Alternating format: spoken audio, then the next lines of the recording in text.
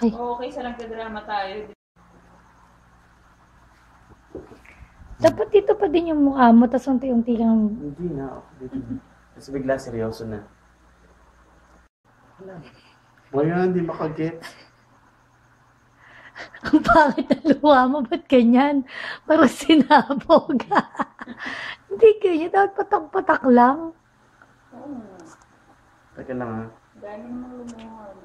Parang tirahin mo yung luha mo, hindi Hindi. naman kita. Medyo kinurot-kurot mo yung ilong mo, parang namula. Push na. Yan.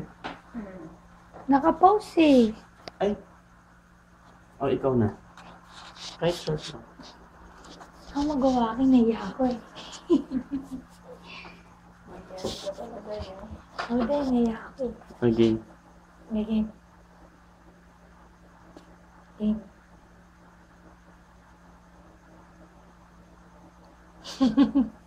Naiya pa ako na.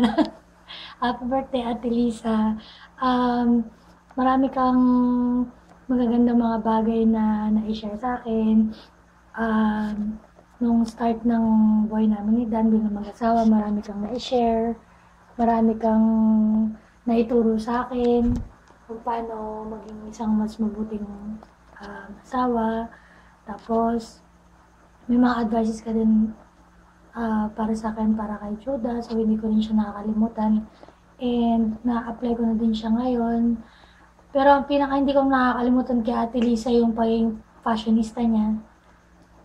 Wow, 40, pero parang ano lang, Ate Lisa, parang 39 lang. Joke. Hindi pa rin kumukupas yung ganda mo. Tsaka, ang prayer ko para sa'yo, maging masaya ka ngayong birthday mo, matupad yung wish kung ano yung gusto mong makuha, kung ano yung gusto mong mangyari. Especially ngayon na nandyan na sila tatay, nandyan na yung mga kapatid mo. Ang gusto ko para sa'yo, maging mas masaya ka, na huwag kang malulungkot, ganun.